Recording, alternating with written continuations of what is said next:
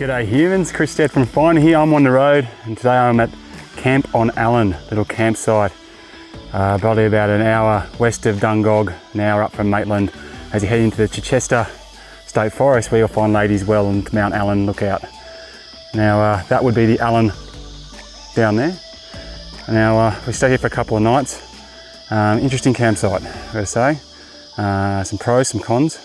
So let's have a quick walk through it, just in case you're thinking about staying here as opposed to going up to the free camping up at Ladies Well, which you can see in another video of mine. But if you happen to be like me and stuck in the rain when you got up there, or just don't want to take the family up there in case there's some rowdy folks, you'll probably be looking at somewhere like this or Lowestoft Dam Recreation Centre, somewhere like that, probably about 40 minutes away from getting up to Ladies Well.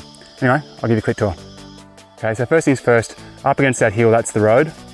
So you're a fair way from the road where you camp, so that's a good start. There's no noise from the road at all. As you can see, a huge, vast, open space. It's not flat, it's perfectly flat, but each of the sites pretty much has a flat enough space in it for a tent or a trailer. Some of them are powered, some of them are not. Each of them has a little fire pit. There's heaps of signs in all the buildings. There's a camp kitchen over there, I'll show you. And there's a toilet and a shower.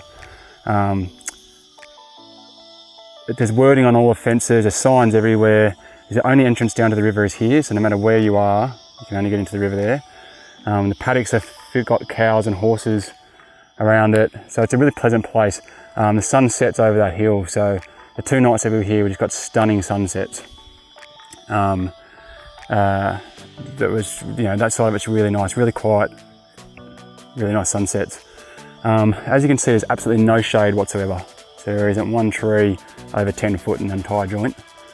So that's something to consider. If you're coming here in hot weather, you'd be stuffed. The camp kitchen over here is not very well catered for. There's a barbecue, a fridge, and a sink, and a kettle. That's the ground. That's about pretty much all it, and a sheltered space, I guess you could say. But no microwave, no dishwashing detergent, no utensils of any kind, nothing like that. So it's a bit bare bones to be called a camp kitchen, but it's better than nothing. The toilet is a proper toilet, not a drop toilet, and the showers as well, which are over there. So it's a really good shower with good pressure, but the floor is not leveled correctly, so it just floods instantly. Yes, I can see they put a lot of money and a lot of effort into this. There's no doubt about it. So I've got to give them props for that.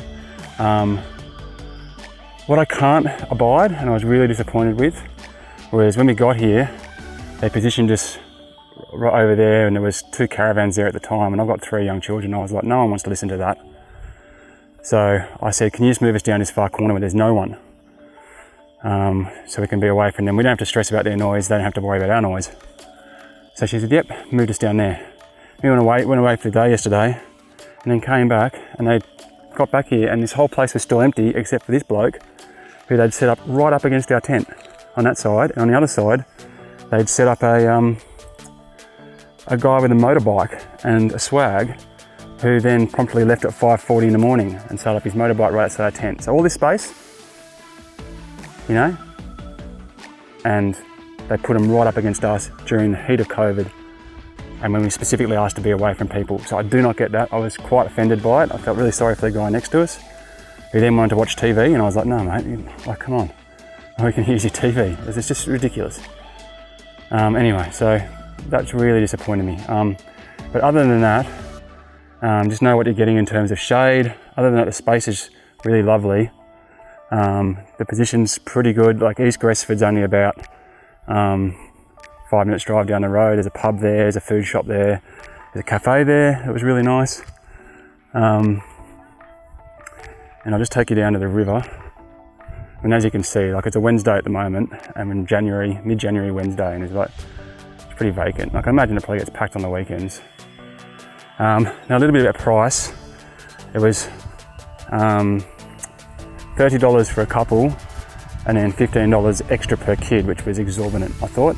So $30 for a couple was fine, maybe $5 extra for the kids made sense, but $15 put it at $75 for a night, and there's no way this joint stands up especially if they're going to jam you in for no reason like they did to us.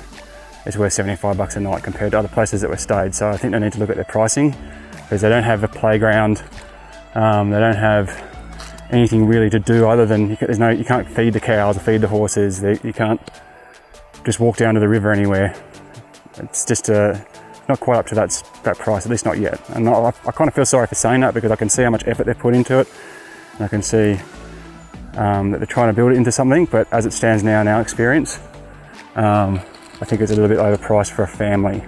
But if you turn up as just a grey nomads or a couple or whatever, and you're spending 30 bucks, then sweet. But for the extra 45 bucks you had to pay to have 3 kids here, to have no kids facilities whatsoever, I'm not happy with it. Now this river, it rained a fair bit, and it came up probably a good 1.5 foot. I reckon we can see the tree. You can see the wet on the tree, and it's still up another 2 foot, or another foot I reckon, than when it was when we first got here, because of the rains that were happening up at Ladies Well. So,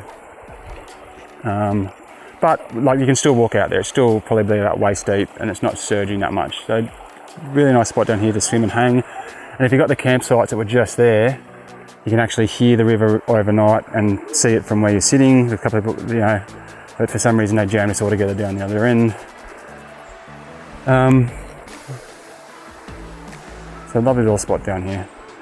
So anyway, that's my thoughts on Camp on Allyn. I wouldn't be coming back here again with the kids, because of the price and because of the way that we were treated with the space, and because of the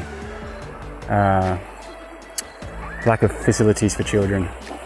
But I still think there's a market there for people who could come and enjoy this place. And you know what, we did get pulled out of a bind by these guys.